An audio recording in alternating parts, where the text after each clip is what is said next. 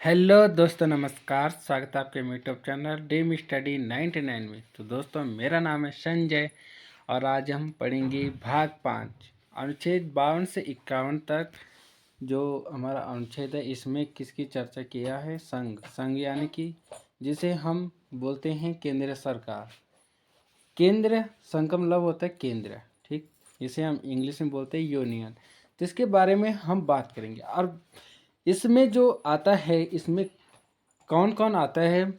Union union में कौन कौन आता है? तो यूनियन में आता है हमारा सबसे पहली जो हमारे सेंट्रल गवर्नमेंट होती है, इसके अंदर मतलब कौन कौन आते हैं, इसमें कौन कौन से आते हैं। तो इसमें आते हैं हमारा सबसे पहले आ जाएगा हमारा राष्ट्रपति। राष्ट्रपति आते हैं और इसी के बगल में आ जाएगा हमारा क्या? उपराष्ट्रपति।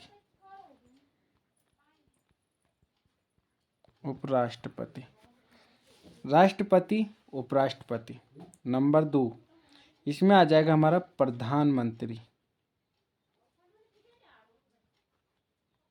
प्रधानमंत्री, इसी के बगल में आ जाएगा उप प्रधानमंत्री।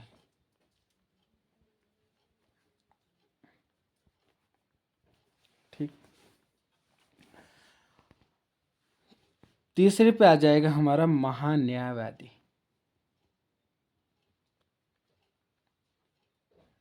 महान्यायवादी। चौथे में महान्यायवादी उसे कहते हैं जो वकीलों का जो वरिष्ठ वकील होता है, वकीलों जो सबसे बड़ा वकील होता है उसे हम महान्यायवादी बोलते हैं। ठीक। इसके बाद चौथे नंबर पे आ जाएगा हमारा एमपी। एमपी यानी कि लोकसभा। लोकसभा और राज्यसभा।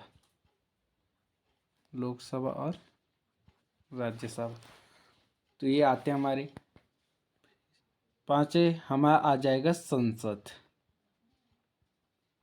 संसद, ये इसके अंदर आते हैं। संसद हो गया। और हमारा ये आ जाएगा इसी में सुप्रीम कोर्ट। सुप्रीम कोर्ट, इसमें आ जाएगा हमारा सुप्रीम कोर्ट। सुप्रीम कोर्ट में ये आ जाएगा हमारा प्रस्ताव बजट। जो प्रस्ताव बजट होता है इसी में आते हैं। तो हम इनको पढ़ेंगे। इन सारे चीज़ों को हम इसमें पढ़ेंगे। राष्ट्रपति, उपराष्ट्रपति, प्रधानमंत्री, उप प्रधानमंत्री, महान्यायवादी, लोकसभा, राज्यसभा, ये संसद है जो, और सुप्रीम कोर्ट वगैरह, ये हम सारे इसमें पढ़ेंगे। तो हम जो पढ़ेंगे सबसे पहले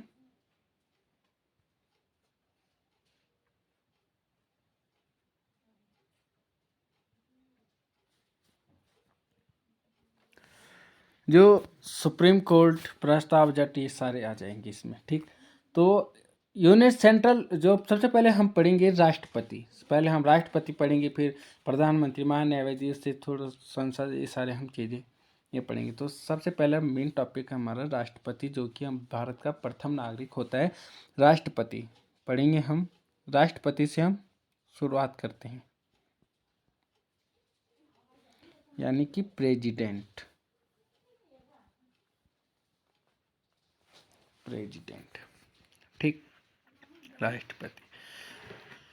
अब राष्ट्रपति में पढ़ेंगे हम इसके पद, कार्य, इसका निर्वाचन कैसे होता है, ये मतलब इसकी योग्यता क्या है, ये सारी चीज़ें हम इसमें पढ़ेंगे। तो इसका एक ट्रिक है, मैं लिख देता हूँ वो ट्रिक।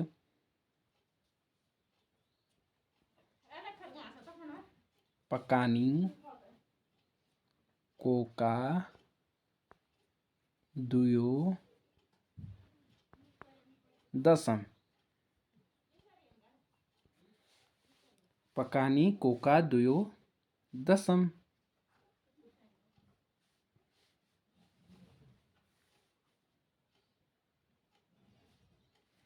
अब देखिए, पकानी कोका दुयो दसम, ये क्या है? एक ट्रिक है। अब इसको कैसे याद रखोगे? ये है प पौ का पौ का मतलब है पद। पौ का मतलब क्या है? पद। कि राष्ट्रपति का पद कहाँ से लिया गया है, इसका पद क्या है? कौ से मतलब है कार्यपालिका। राष्ट्रपति कार्यपालिका का क्या होता है? प्रधान होता है। लेकिन औपचारिक प्रधान होता है, वास्तविक नहीं, रियल प्रधान नहीं होता। रियल प्रधान कौन होता है? प्रधानमंत्री होता है। और औपचारिक प्रधान कौन होता है? राष्ट्रपति होता है। वो केवल एक नाम मात्र का, वो नाम मात्र का प्रधान होता है, वो सिर्फ साइन करता है। ठीक। वास्तविक जो प्रधान होता है वो हमारा प्रधानमंत्री होता है। नी का मतलब निर्वाचन। इसका निर्वाचन कैसे होगा? को का मतलब कोटा। का मतलब कार्यकाल, कितना समय तक इसका कार्यकाल रहेगा।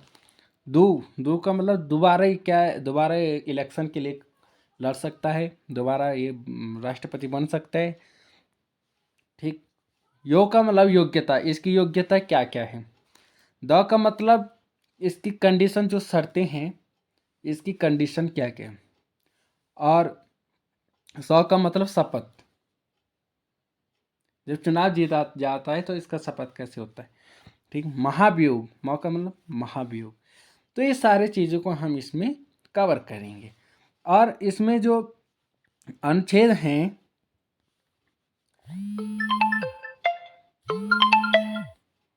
इसमें जो अनुच्छेद हैं ये हमारा आ जाएगा 52 अनुच्छेद, 53 अनुच्छेद, 54, 55, 56, 57, 58, 59, 60 और 61। 61 तक, 52, 53, 54, 55, 56, 57, 58, 59, 60, 61। ठीक। यानी पद किस में आता है? 52 अनुच्छेद में। कार्य, इसका जो कार्यपालिका 53 अनुच्छेद में। ये इसका जो निर्वाचन होता है 54 अनुच्छेद में। तो ये सारी चीज़ें हम इसमें पढ़ेंगे। तो सबसे पहले हम पढ़ते हैं अनुच्छेद 52। सबसे पहले हम पढ़ेंगे क्या? अनुच्छेद 52। जो 52वां अनुच्छेद है इसको हम पढ़ेंगे। ठीक। इसमें क्या है? राष्ट्रपति का पद। इसमें क्या है? राष्ट्रपति का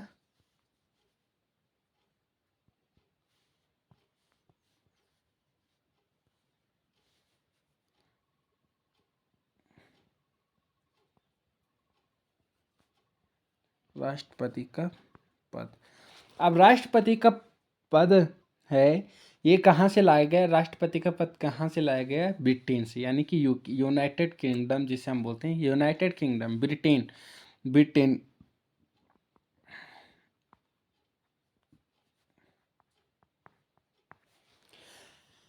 ब्रिटेन से राष्ट्रपति का पद लाया गया।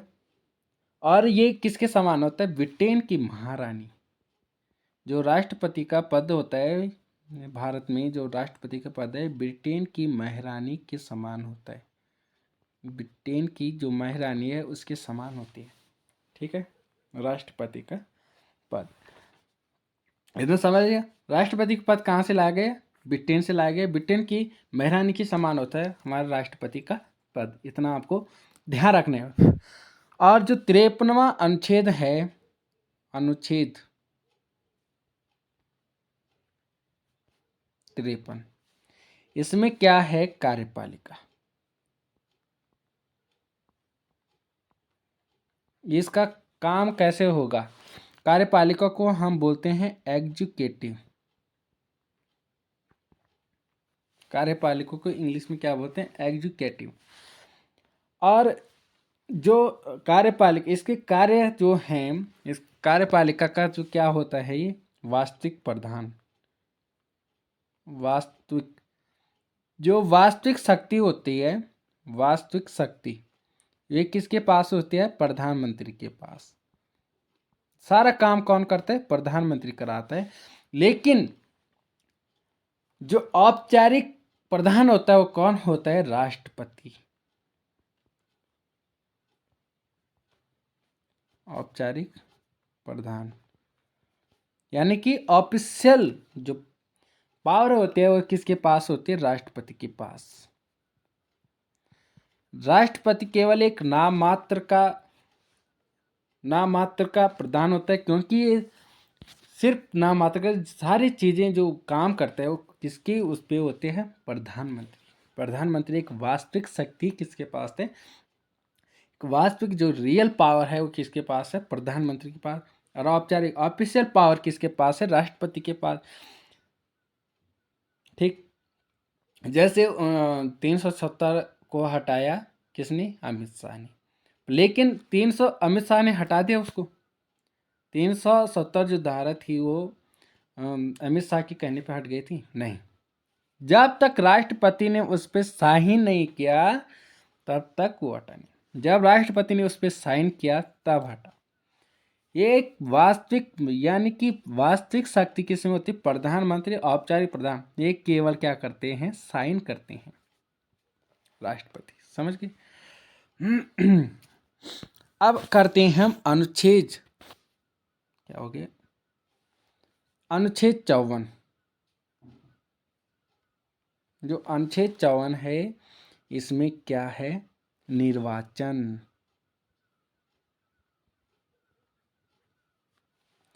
निर्वाचन, ठीक, कि निर्वाचन कैसे होगा, इलेक्शन।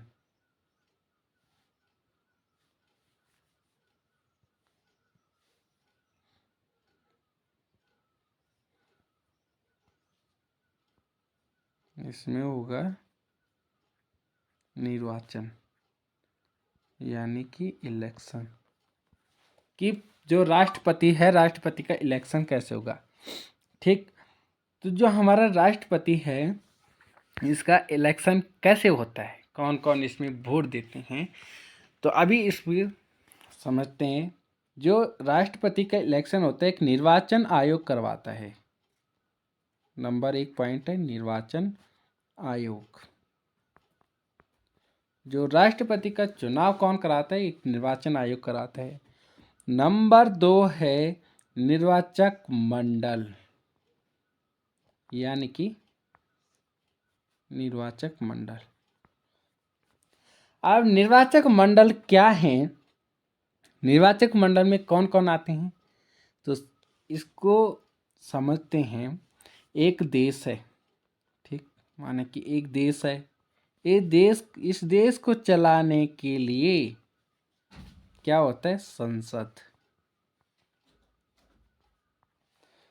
संसद होता है ना, देश को चलाने के लिए संसद जो होता है। संसद 2 भागों में है, एक लोकसभा एक राज्यसभा। इसके दो, संसद के 2 कमरे, एक लोकसभा एक राज्यसभा, ठीक। और एक राज्य को चलाने के लिए क्या होता है, विधान मंडल।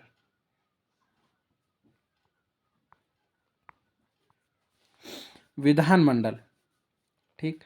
अब विधानमंडल ये राज्य को चलाने के लिए क्या होते हैं, विधानमंडल। विधानमंडल में भी 2 कमरे हैं, ठीक। एक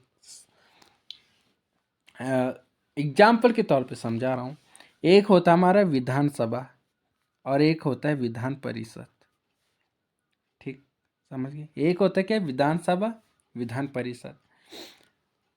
और जो राष्ट्रपति के जो चुनाव में जो भाग लेते हैं, कौन कौन लेते हैं, भाग कौन लेते हैं, लोकसभा, राज्यसभा और विधानसभा। विधान परिषद भाग नहीं लेती इसमें। क्यों, विधान परिषद को अलग क्यों किया गया, क्योंकि जो हमारे 28 राज्य हैं, भारत में कितने राज्य हैं, 28 राज्य हैं। 28 राज्यों में से केवल 6 ही राज्य ऐसे हैं जिनमें विधान परिषद है, 6 राज्यों में, बाकी नहीं है। अगर ये भाग लेंगे तो क्या होगा, एक पक्षपात होगा, ठीक। इसलिए जब तक जिस दिन 28 राज्यों में विधान परिषद आ जाएगा, विधान परिषद बन जाएगी, उस दिन क्या होगा, ये भी वोट देंगे विधान परिषद। इसलिए ये साइड में किया है, क्योंकि राष्ट्रपति के चुनाव में क्या नहीं लेंगे, भाग नहीं लेंगे, क्योंकि ये केवल 6 राज्यों में है, केवल 6 राज्यों में विधान परिषद है, बाकी नहीं है, ठीक। अब राज्यसभा में जो राष्ट्रपति क्या करता है, 12 सदस्यों को मनोनीत करता है, यानी कि एंग्लो इंडियन। और लोकसभा में कितने सदस्यों को मनोनीत करता है, 2 सदस्यों को मनोनीत करते हैं वो राष्ट्रपति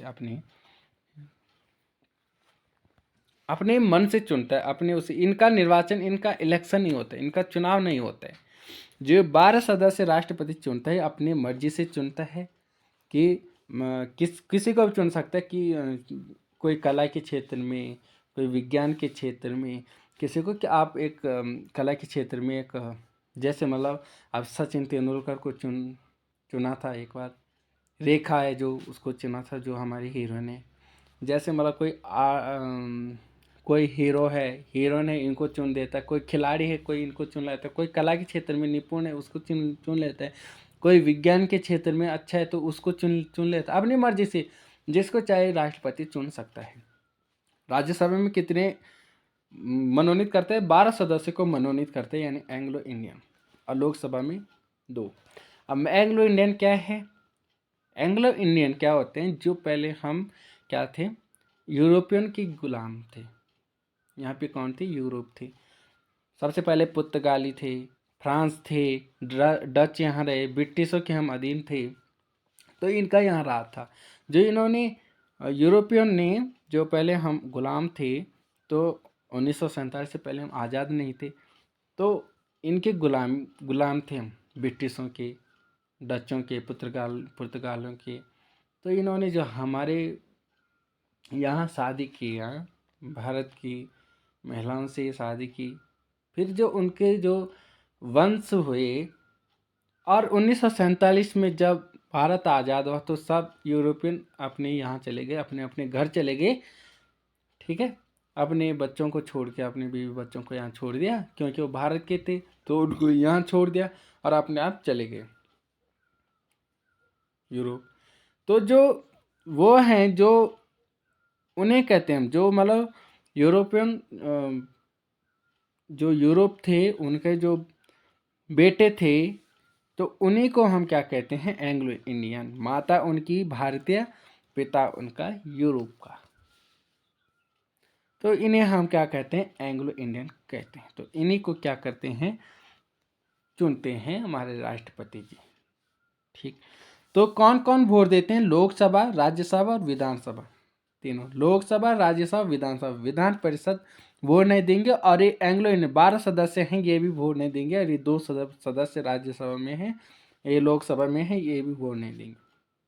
क्योंकि ये वोट क्यों नहीं देंगे, अगर वही राष्ट्रपति दूसरी बार चुनाव, क्योंकि राष्ट्रपति को दोबारा चुनाव लड़ने का अनुमति, मतलब वो लड़ सकता है।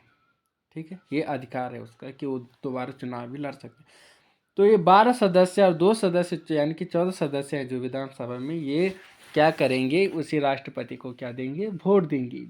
ये कहेंगे कि नहीं, इसने मेरे को चुना था, इसने मेरे को यहाँ मेंबर ऑफ पार्लियामेंट में रखा था, चुना था, तो हम इसी को वोट देंगे। जो कि क्या है, एक पक्षपात है, जो क्या है, एक पक्षपात है। इसलिए इनको वोट देने का अधिकार नहीं है। ये तो राज्यसभा में कितने मनोनीत सदस्य होते हैं, 12। इन्हें राष्ट्रपति अपनी मर्जी से चुनता है, और लोकसभा में 2, यानी कि पूरे संसद में, ऑल ओवर संसद में कितने सदस्य होते हैं, 14 सदस्य राष्ट्रपति मनोनीत करता है। ठीक, समझ गए। लोकसभा चुनाव में भाग लेता है, राष्ट्रपति के चुनाव में भाग लेता है, ये राष्ट्रपति के चुनाव, ये क्या करते हैं, भाग लेते हैं। राज्यसभा भी भाग लेता है, विधानसभा भी भाग लेता है, तीनों जो क्या है, भाग लेते हैं। मंत्रिपरिषद भाग नहीं लेते, और जो एंग्लो इंडियन है, ये भी क्या नहीं लेते, भाग नहीं लेते, ये चुनाव, ये वोट नहीं देते हैं राष्ट्रपति जी को।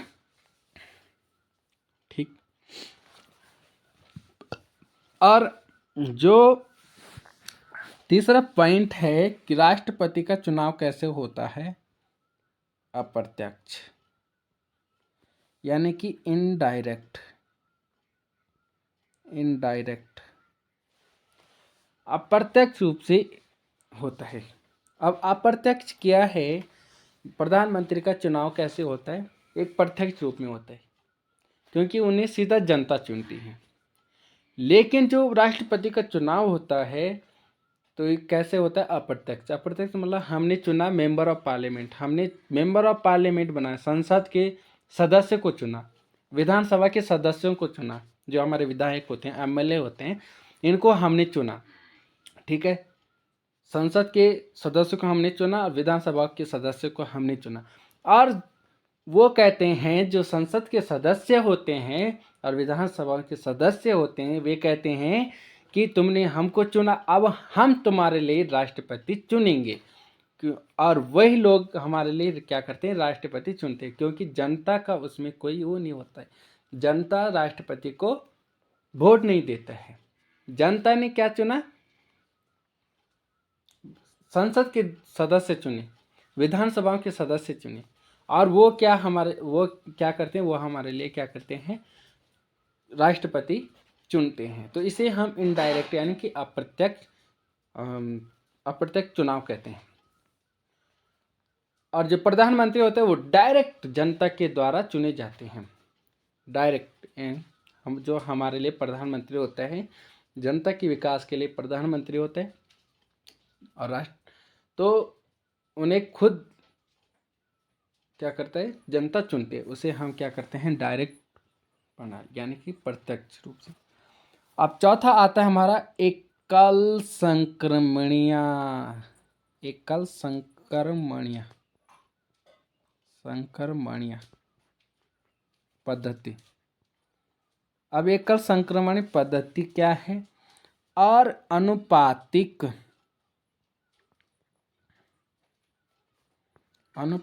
पद्धति। एक है एकल संक्रमण पद्धति और एक है अनुपातिक पद्धति। अब इसे समझने के लिए क्या है? इसे हम बोलते हैं सिंगल ट्रांसफेरेबल। एकल संक्रमण पद्धति है, इसको हम इंग्लिश में बोलते हैं सिंगल ट्रांसफेरेबल। और अनुपातिक पद्धति से हम बोलते हैं प्रेफरेबल वोट। ठीक है, प्रेफरेबल वोट कहते हैं। अब अनुपातिक पद्धति क्या है? एकल संक्रमण। सबसे पहले हमें अनुपातिक पद्धति को समझते हैं, उसके बाद हम एकल संक्रमण पद्धति को समझेंगे। अनुपातिक पद्धति क्या है? तो अनुपातिक पद्धति क्या है? माना कि राष्ट्रपति के चुनाव के लिए 3 उम्मीदवार हैं, ए, बी और सी। ए, बी और सी, ये 3 उम्मीदवार हैं, 3 कैंडिडेट हैं। ठीक, अब जो संसद इनको चुनेंगे, ठीक है, मेंबर ऑफ पार्लियामेंट और एमएलए जो चुनते हैं, इनको चुनते हैं। अब ये क्या है? भाई जनता का तो कोई वो नहीं होता है, हाथ नहीं होता है। तो क्या होता है? अब माना है जैसे गांव में वोट देते हैं ना, मुखिया का वोट देते हैं, प्रधान का वोट देते हैं, तो उसमें क्या होता है? अगर 3 कैंडिडेट हैं, तीन कैंडिडेट होते हैं, तो ये आएगा कि ये मेरा दादा है, इसको हम वोट देते हैं, और इसको भी हम वोट देंगे, अरे इसको भी हम वोट देंगे, तीनों को एक साथ वोट देते, तो इनका वोट क्या हो जाएगा? खराब हो जाएगा। इनका वोट क्या हो जाएगा? खराब हो जाएगा, वो किसी को नहीं मिलेगा। ठीक, अब जो एक अनुपातिक पद्धति है, ये क्या है? अब राष्ट्रपति के यहाँ पे चुनाव हो रहे हैं, ठीक है, मेंबर ऑफ पार्लियामेंट और जो विधानसभा के सदस्य हैं, ये इसमें भाग लेते हैं। तो ये कैसे जाते हैं? माना कि ये गया और इसने बी को चुना, इसने क्या किया? बी को चुना और एक वोट इसको दे दिया और वापस आ गया। फिर जो चुनाव आयोग है वो बोलेगा, अरे इधर आ, इधर आ, इधर आ, कहाँ जा रहे तुम? क्या तूने पढ़ा नहीं है क्या? क्या नहीं पढ़ा? कि अनुपातिक पद्धति। अनुपातिक पद्धति ये क्या होता है? अनुपातिक पद्धति, अरे अनुपातिक पद्धति, अब इसी को हम यहाँ पे पढ़ रहे हैं, अनुपातिक पद्धति।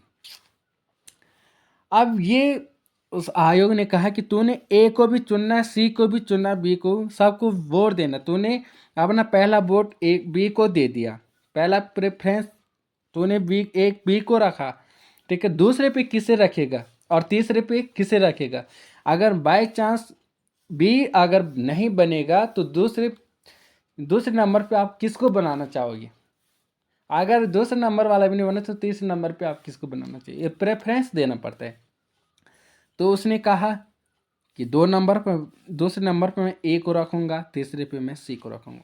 अगर पहले पे क्या करेगा, ए को रखेगा, बी को रखेगा पहले नंबर पे। अगर ये जीत जाएगा तो ठीक है, अगर ये नहीं जीता तो ये जीत जाए। प्रेफरेंस ये अच्छा है, ये अच्छा नहीं तो चलो इसको कम से कम ये बन जाएगा, ठीक। और तीसरे नंबर पे इसको एक क्या करना पड़ा, प्रेफरेंस, ठीक। दूसरा आया, उसने कहा अरे चलो यार ये ठीक नहीं है, मैं तीसरे नंबर पे इसे बनाऊंगा और पहले नंबर पे इसे रखूंगा, ए बन जाएगा, ये अच्छा है। और दूसरे पे इससे अगर ये नहीं जीतेगा तो ये जीतेगा, ये नहीं जीतेगा तो ये जीतेगा, ठीक। तीसरा आया, उसने कहा अरे मैं तीसरे नंबर पे इसको रखूंगा, दूसरे नंबर पे इसको रखूंगा और पहले नंबर पे मैं इसको बनाऊंगा। ये अगर ये बन जाएगा तो ठीक है, ये नहीं बनेगा तो ये बन जाएगा, ये भी नहीं बनेगा तो ये बनेगा, ठीक। और चौथा आया, उसने कहा नहीं मैं इसको 2 नंबर दूसरे नंबर पे रखूंगा और इसको मैं तीसरे नंबर पे रखूंगा और इसको मैं पहले नंबर पे रखूंगा, ठीक। अब क्या हुआ, चौथा आया, उसने कहा नहीं मैं पहले नंबर पे इसको रखूंगा, ये अच्छा इंसान है, इसको रखूंगा और दूसरे पे मैं इसको रखूंगा, तीसरे पे इसको, ठीक। अब समझो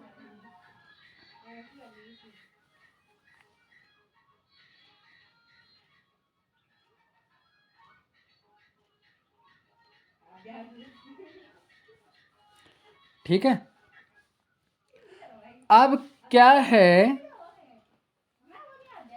अब इनका क्या होता है, मतगणना होता है, इनका क्या होता है, मतगणना होता है। अब इनमें जीतेगा कौन, ठीक है। तो हम क्या करेंगे कि पहले नंबर वाले को देखेंगे, पहले नंबर में कितने वोट आ रखे हैं, पहले नंबर वाले को कितने वोट आ रखे हैं, ठीक है। तो इसमें क्या है, कितने लोगों ने इसको पहले का प्रेफरेंस दिया है, पहले नंबर का प्रेफरेंस कितने रैंक में रखा है, पहले नंबर पे कितने सदस्यों ने इसको रखा है पहले नंबर पे। तो इसको रखा है एक केवल एक सदस्य ने इसको पहले रैंक दिया है। इसमें कितने सदस्यों ने इसको पहली रैंक दी है, तो इसमें 2। और इसमें पहली रैंक कितने सदस्य ने दी है, तो 2। अब क्या करेगा, ये तो क्या हुआ, हार गए, इसको तो कर देंगे साइड, ठीक है। अब इन दोनों में कौन जीतेगा, ये 2 हैं, इसे भी 2 वोट मिले, इसे भी 2 वोट मिले पहली रैंक में, तो इन दोनों में कौन जीतेगा। तो अगर इन दोनों में, क्योंकि बराबर है, इसमें बराबर इसमें बराबर, तो ये क्या हुआ हमारा प्रथम चरण, ये हमारा क्या था, प्रथम चरण मतगणना थी, प्रथम चरण की मतगणना थी। अब दूसरे चरण की मतगणना करेंगे, दूसरे चरण की मतगणना करेंगे, तो उसमें क्या देखेंगे कि इसमें हमने क्या किया था, फर्स्ट रैंक देखा था, फर्स्ट रैंक। अब उसमें जो दूसरा चरण होगा उसमें हम सेकंड रैंक वाले को देखेंगे, जिसकी सेकंड रैंक में ज़्यादा वोट मिले हों उसे वही क्या करेगा, वो चुनाव जीत जाएगा। आप देखते हैं हम इसमें कि इसमें दूसरी रैंक वालों ने दूसरी रैंक जो सदस्य कितने आदमी ने इसको चुना है, तो इसको 1, ठीक है। और इसमें 1 और 2, इसको 2 वोट मिले, इसको 1 वोट मिला। तो दूसरे चरण में, ये दूसरा चरण था, अब देखो दूसरा चरण में कौन जीता, अब कौन जीता, सी वाला जीता, कौन जीता, सी वाला। सी वाला क्या हो गए, जीत गए, क्योंकि इसको एक मिला था, इसको 2 मिल गए, ठीक। तो दूसरे चरण की मतगणना में जीता ये राष्ट्रपति, दूसरे चरण में जीता राष्ट्रपति, ठीक। अगर बाय चांस इसमें भी बराबर होते, इसमें भी अगर बराबर होता, ठीक है, यहाँ पे 2 होता, जैसे मान लीजिए यहाँ पे अगर बराबर होता, इसमें भी नहीं जीतता, तो तब क्या करना पड़ता, तब क्या होता, तब तीसरे चरण की क्या होती, मतगणना होती, और तीसरे चरण में क्या देखते, थर्ड रैंक वाले को देखते, और थर्ड रैंक में कौन जीत रहा था, यानी कि 1 2, इसको कितना मिला है, 2 वोट मिले हैं तीसरे रैंक में, और इसको 1। तो तीसरे चरण में कौन जीत रहा था? तीसरे चरण में बी वाला जीत रहा था। तीसरे चरण में कौन जीत रहा था? बी वाला जीत रहा था। तो ये जो चरण हैं, 3 चरण हैं, ये कितने तक जा सकते हैं? चरण जो प्रथम चरण, दूसरा चरण, तीसरा चरण, कहाँ तक जा सकते हैं? ये कहीं तक भी जा सकते हैं। करता है किस पे डिपेंड करता है? ये जो कैंडिडेट हैं, जो उम्मीदवार हैं, उम्मीदवारों की संख्या पे डिपेंड करता है। अगर यहाँ पे 4 कैंडिडेट होते हैं तो ये चरण कितना तक? 4 तक जा सकते हैं। यानी कि अगर 8 चरण मतलब 8 कैंडिडेट होते तो 8 चरणों तक ये जा सकता है। 8 कैंडिडेट होता तो 8 चरण, 9 कैंडिडेट होते तो 9 चरण, 10 कैंडिडेट होते 10 चरण। यहाँ पे 3 कैंडिडेट तो यहाँ पे 3 ही चरण हुए। ठीक, ये तो समझ गए। अब समझते हैं हम एकल संक्रमणीय पद्धति। ठीक, एकल संक्रमणीय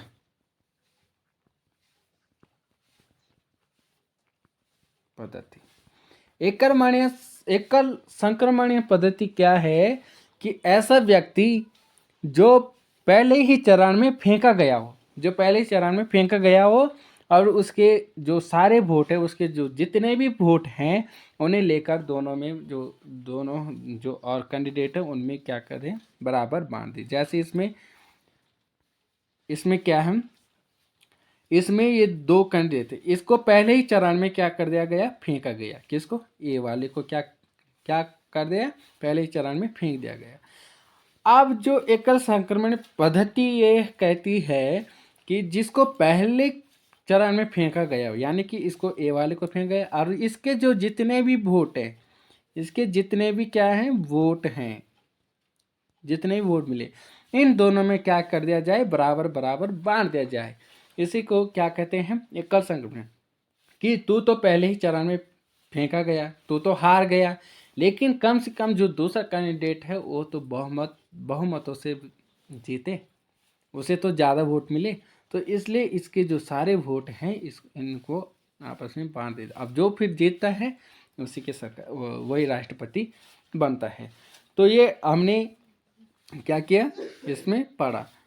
ठीक, 54 अनुच्छेद तक हमने इसमें पढ़ा, जबकि कितने तक थे? 61, 52 से लेकर 61 तक के राष्ट्रपति के उसमें क्या थे? वो था। ठीक है, ये देखिए, इसमें राष्ट्रपति, उपराष्ट्रपति, प्रधानमंत्री, प्रधान, महान्यायवादी, संसद, लोकसभा या राज्यसभा, ये आते हैं इसमें। ठीक, राष्ट्रपति है इस एक ट्रिक है पकानी कोका द्वयोदशम।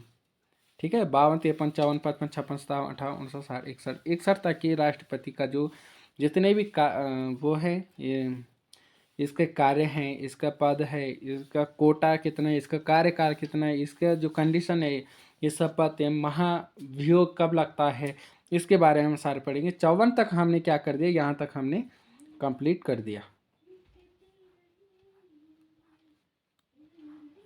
यहाँ तक क्या कर दिया? हमने कंप्लीट कर दिया। अब हम पढ़ेंगे 55, 56, 57, 58, 59, 60, 61, इतने हम पढ़ेंगे कर। ठीक है, और राष्ट्रपति का पद कहाँ से लिया गया? ब्रिटेन से। ये 52 अनुच्छेद में लिखा गया है। 52 अनुच्छेद में राष्ट्रपति का क्या है? पद है। अगर क्वेश्चन आ जाए कि 52 अनुच्छेद में क्या है, तो राष्ट्रपति का पद है, ये आपने लिखना है। ब्रिटेन, ये कहाँ से लिया गया? ब्रिटेन से लिया गया।